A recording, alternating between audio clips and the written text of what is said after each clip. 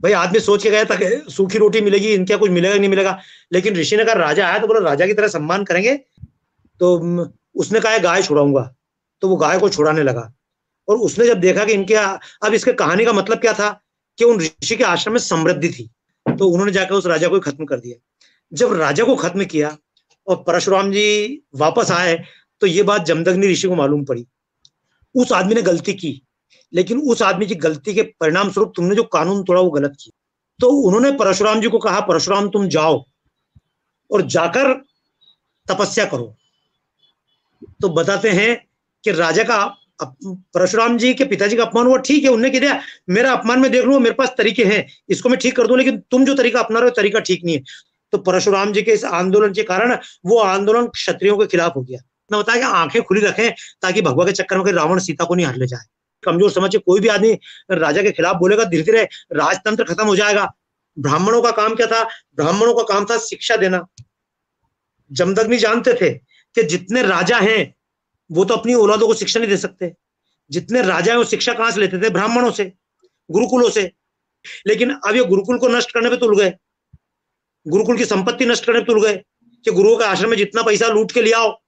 तो ये झगड़ा चालू हुआ, ब्राह्मणों का संगठन अलग बन गया, राजपूतों का संगठन अलग बन गया। तुम दारू भी पियोगे, तुम ये भी करोगे, तुम वो भी करोगे, और राज भी चलाना है और शिक्षा भी देना, दो काम एक साथ कैसे होंगे?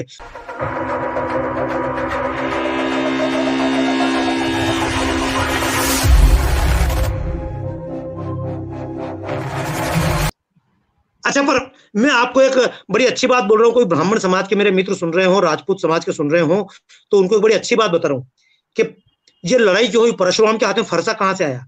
परशुराम तो संत थे, लेकिन परशुराम के हाथ में फरसा क्यों आया? एक राजा था, उसका नाम था हेहय कार्तिवीर्य, बड़ा राजा था, सहस्त्रार्जुन नाम से भी जानते हैं उसको। पर वो विषय बड़ा अच्छा है, मैं इसलिए बता दूं कि हमारे समाज को एक करना है, जातियों को बंधन हटाना है। तो परशुराम जी की जो बात कर रहा था, परशुराम जी के पिताजी थे, उनका नाम था जमदग्नि, जमदग्नि ऋषि, बड़ा प्रसिद्ध नाम है, आप लोगों ने नाम सुना होगा। ऋषि जमदग्नि थे। तो ऋषि जमदग्नि के आश्रम में एक बार राजा आया, कार्तवीर्य है राजा, उसका नाम सहस्त्रार्जुन। तो वो राजा आया, और जब उनके आश्रम में आया, तो आश्रम में आने के बाद में उस राजा ने स्वागत सत्कार होने के बाद में देखा कि यार ऋषि इतना स्वागत कैसे कर रहे हैं। भाई आदमी सोच के गया था कि सूखी रोटी मिलेगी, इनके कुछ मिलेगा नहीं मिलेगा, लेकिन ऋषि ने कहा राजा आया तो बोला राजा की तरह सम्मान करेंगे। तो पूरा वैभव के साथ सम्मान किया। तो राजा ने कहा इसके पास इतना, ऋषि के पास पैसा कहां से आया? तो उनके पास एक कामधेनु गाय थी, ऐसा मानते हैं कि गाय थी, तो वो गाय से उनको समृद्धि मिलती थी, ऐसी कहानी है। तो उसने कहा गाय छुड़ाऊंगा, तो वो गाय को छुड़ाने लगा। और उसने जब देखा कि अब इसके कहानी का मतलब क्या था कि उन ऋषि के आश्रम में समृद्धि थी, गाय का मतलब समृद्धि है, तो उनके यहाँ समृद्धि थी। तो उसने सोचा कि ऋषि को लूट लूं, तो उसने ऋषि पे हमला कर दिया। और जब ऋषि पे हमला कर दिया, उनको थोड़ा बहुत मार पीट के, मतलब वो वहां से निकल गया। गाय को तो समृद्धि नहीं दिया, लेकिन निकल गया। उसके कुछ दिनों बाद परशुराम जी आए। परशुराम जी को मालूम पड़ा कि मेरे पिताजी के साथ इस राजा ने मारपीट की। तो उन्होंने कहा मारपीट क्यों की? तो पता पड़ा कि इसने लूटने पाटने की कोशिश की। तो परशुराम जी ने कहा ठीक है। परशुराम जी गए और जाकर उन्होंने उस राजा का सिर कलम कर दिया, बोले तेने मेरे बाप के साथ ऐसा किया तो मैं तेरे को मार देता हूँ। तो उन्होंने जाकर उस राजा को खत्म कर दिया। जब राजा को खत्म किया और परशुराम जी वापस आए, तो ये बात जमदग्नि ऋषि को मालूम पड़ी। तो उन्होंने परशुराम जी को डांटा और उन्होंने कहा देख, उस आदमी ने गलती की, लेकिन उस आदमी की गलती के परिणाम स्वरूप तुमने जो कानून तोड़ा वो गलत किया। जैसे अब मैं बोल रहा हूँ संतों के बारे में, भगवा ये कानून तोड़ा है, मैं आपको एक बात बोल रहा हूँ, अभी मेरी बात का ये अर्थ मत निकालना कि भगवा कपड़ा देखकर आप सम्मान करना बंद कर दें। भगवा कपड़ा देखें, सम्मान करें। मैंने केवल इतना बताया कि आंखें खुली रखें ताकि भगवा के चक्कर में रावण सीता को नहीं हर ले जाए, पर भगवा का सम्मान रखें। मैं इसके लिए इनकार नहीं कर रहा, है ना। तो परशुराम जी के जो पिताजी थे जमदग्नि, उन्होंने बड़ी अच्छी बात कही कि देख तेने कुछ भी किया, लेकिन एक काम किया, तेने राजा का अपमान कर दिया। और राजा का अपमान करने से ये होगा कि प्रजा जो है ना, फिर राजा के खिलाफ हो जाएगी। कमजोर समझ के कोई भी आदमी राजा के खिलाफ बोलेगा, धीरे धीरे राजतंत्र खत्म हो जाएगा। तो उन्होंने परशुराम जी को कहा परशुराम तुम जाओ और जाकर तपस्या करो।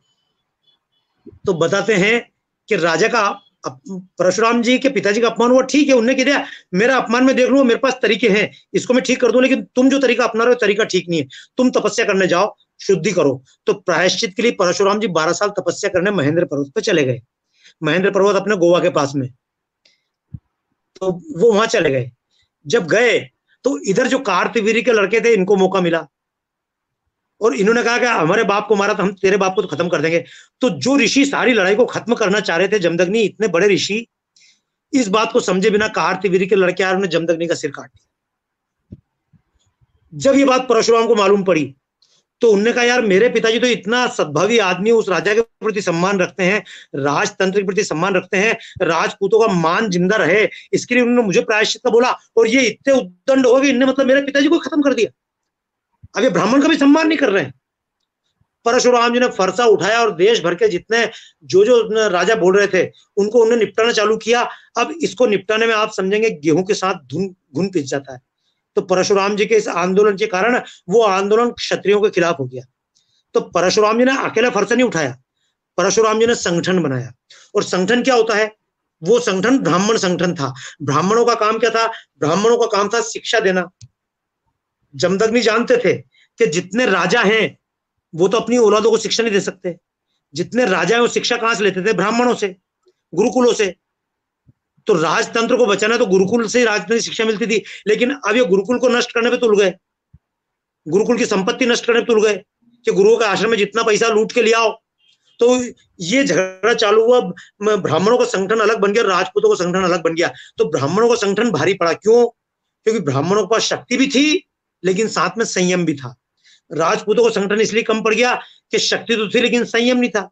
तुम दारू भी पियोगे, तुम ये भी करोगे, तुम वो भी करोगे, और राज भी चलाना है और शिक्षा भी देना, दो काम एक साथ कैसे होंगे? तो ये उस समय देश में बहुत बड़ा एक आंदोलन चला। परशुराम ने 21 बार क्षत्रियों का संहार किया। बाद में उनके ऋषि होने का भैया ये ठीक नहीं, ऐसा कैसे देश में राजपूत ही नष्ट हो जाएंगे। तो ये जब छोटे छोटे राज्य होते हैं, छोटे राज्य आपस में वोट के लिए लड़ते हैं, अपनी सत्ता के लिए लड़ते हैं, तो इनका फायदा विदेशी लोग लेते हैं। रावण ने भी ऐसा फायदा लिया था, लेकिन परशुराम के पिताजी ने कहा था ऐसा फायदा मत लेना। तो एक बात सोचना कि जिस परशुराम ने राजपुत्रों का जीवन भर विरोध किया, राम के सामने वो परशुराम हाथ जोड़कर चले गए। क्यों चले गए? राजपूत तो वो भी थे ना।